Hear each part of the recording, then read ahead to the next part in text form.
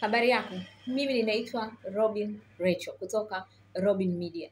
Wengi tunafahamu Marekani na Israel ni nchi washirika, wana mahusiano ya ukaribu sana kibiashara, kijeshi. Kwa hiyo watu wengi huwa wanafahamu kwamba Israel ni nchi muhimu sana kwa Marekani.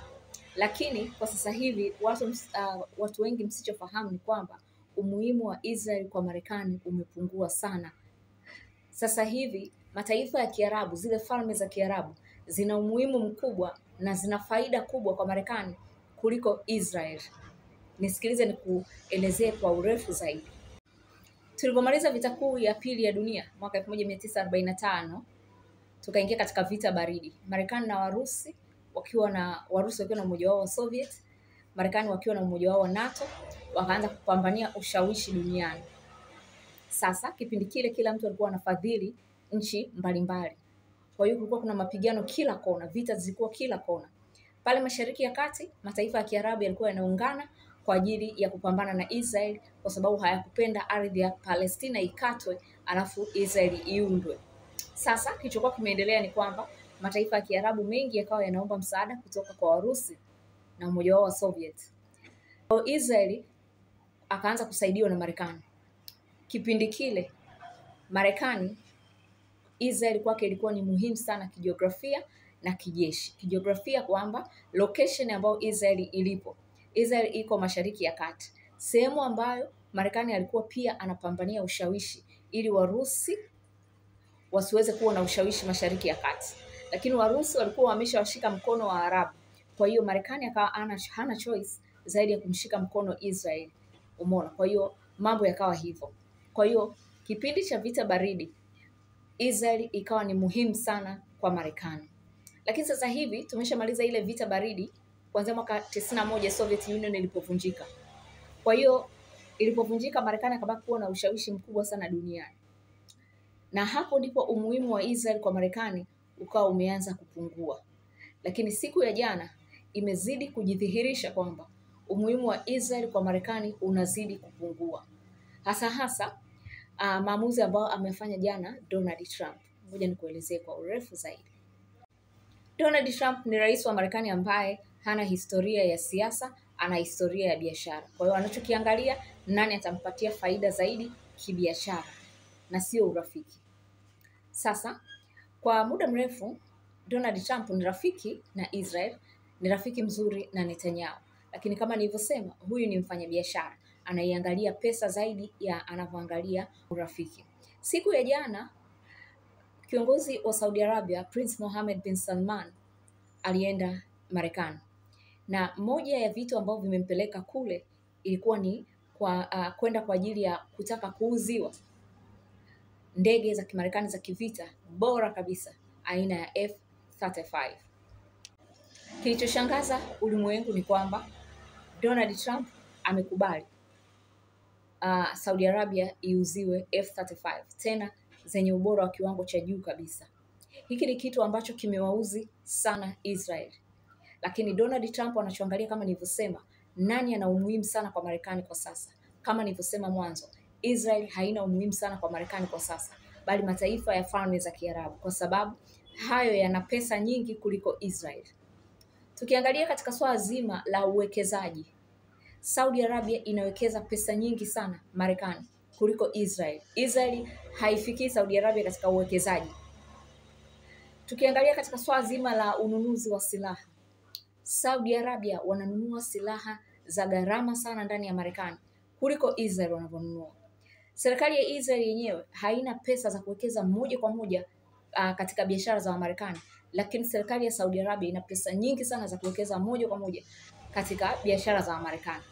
Kwa maana hiyo, marais wa Marekani hasa Donald Trump, rais mfanyabiashara, anaona kabisa kwamba hapa lazima nimpe Saudi Arabia anachokitaka kwa sababu ni mwekezaji mkubwa. Kwa hiyo Israel hajasikilizwa, kasikilizwa Saudi Arabia. Kwa sababu kama nilivyosema, umuhimu wa Israel ulikuwepo zamani kipindi cha vita baridi kwa sababu ya Mrusi alikuwa anapambana na Marekani. Lakini kwa sasa hivi Wamarekani wanaiangalia pesa ya wale matajiri wa mafuta pale Mashariki ya Kati. Saudi Arabia tajiri namba 1 wa mafuta Mashariki ya Kati.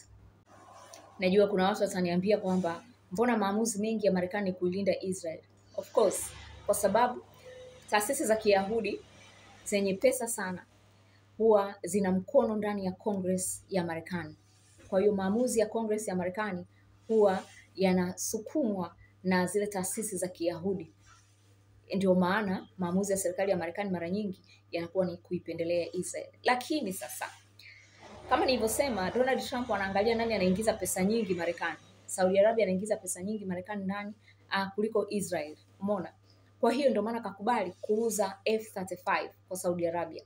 Kitu ambacho Israel kakataa, Israel kagoma, Israel kapeleka malalamiko kwa Trump kwamba sikubali kuwauzia, lakini Trump kasema watawauzia tena zenye ubora.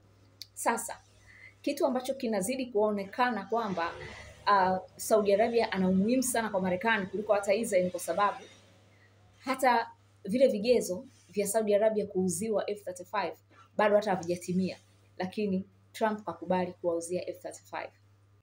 Kwa msioelewa ni kwamba pale Mashariki ya Kati, nchi ambayo inamiliki hizi ndege za Kimarekani za F-35, Israel, Emirates pamoja na Qatar wanamiliki F-35. Lakini Israel ndio mwenye F-35 zenye ubora wa kiwango cha juu kabisa kuliko nchi yoyote pale Mashariki ya Kati. Nafikiri huyu ni mnunuzi wa F-35 wa kwanza duniani, umenielewa?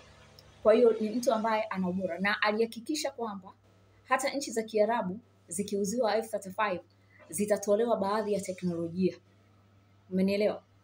Kwa hiyo sasa Emirates aliuziwa F-35 baada nafikiri ya kusaini mkataba wa Abraham Accords, kukubali kuwa na mahusiano na Israel. Qatar naye kwa kuwa na mahusiano mazuri tu na Israel, naye na pia amekubali baadhi ya vipengele vya mkataba wa Abraham Accords. Kwa hiyo akawa anakidhi vigezo vya kuuziwa F-35, kwa sababu wale Wayahudi ambao wana control Congress hawataki kukuuzia wewe, hawataki kuwafanya wale members of Congress wa Marekani wakubali kukuuzia wewe silaha kama wanajua huna mahusiano mazuri na Israel. Lakini Saudi Arabia bado hana mahusiano ya kibalozi na Israel na bado hajasaini mkataba wa Abraham Accords, lakini Trump kasema yuko tayari kumuuzia F-35. Hii inazidi kuonyesha ni jinsi gani ambavyo Trump anaiona Saudi Arabia ni muhimu kwake kuliko Israel. Kuna mwandishi wa habari aliuliza kwamba je, watawapa Saudi Arabia F-35 zenye teknolojia kiwango cha juu kama Israel? Trump akasema kwamba ni kwa jinsi nilivyoelewa, akasema kwamba hawale wote ni washirika wao wakuu, kwa hiyo na Saudi Arabia atapatiwa F-35 nzuri za kiwango kizuri. Hii ni hatari sana kwa Israel, kwa sababu maana yake ni kwamba hatakuwa na nguvu peke yake pale Mashariki ya Kati. Maana yake ni kwamba Saudi Arabia atakuwa na nguvu ya anga inayofanana na yake, kitu ambacho ni hatari sana kwake, kwa sababu hata hivyo Saudi Arabia sio rafiki yake. Kwa hiyo ikitokea anaingia vitani, Saudi Arabia anaijua teknolojia ya Israel kwa sababu na yeye pia anayo. Na Israel hataki mtu mwingine pale Mashariki ya Kati awe na nguvu kubwa ya anga kama alionao yeye. Lakini je, Trump atafanikiwa kumuuzia Saudi Arabia? Hilo Trump hana nguvu ya mwisho. Mwenye nguvu ya mwisho ya kuuza silaha za Marekani ni Congress. Kwa hiyo Congress watapiga kura ndio wataridhia auziwaje Saudi Arabia. Kwa hiyo Trump anaweza akaongea akakubali, lakini mwenye nguvu ya mwisho ni Congress, na Congress ina ushawishi mkubwa kutoka kwa matajiri wa Kiyahudi. Kwa hiyo kuna uwezekano matajiri wa Kiyahudi wakaanza sasa hivi kufanya lobbying kwa wale wanachama wa Congress. Yaani namaanisha kwamba kwetu tungesema kutoa rushwa kwa wanachama wa Congress, au kwa kwetu tungesema kutoa rushwa kwa wabunge ili wapitishe sheria ya kukataza F-35 isiuzwe kwa Saudi Arabia. Kwetu tungesema hivyo. Kwa hiyo hawa Wayahudi wana uwezo wa kupiga ushawishi wale members of Congress wasikubali kuuza F-35 kwa Saudi Arabia, au hata wakiuza basi isiwe na teknolojia ya kiwango cha juu kama ile alionayo Israel. Jina langu ninaitwa Robin Rachel. Hii ni Robin Media. Kwa wewe ambao unapenda kuchangia kazi yetu ili izidi kufika mbali, namba yetu ni 0745 86 1107. 0745 86 1107. Jamani, hii namba sitoi kwa ajili ya kusalimiwa. Hii namba natoa kwa ajili ya wadau ambao huwa wananiambia wanataka kuchangia kazi yetu.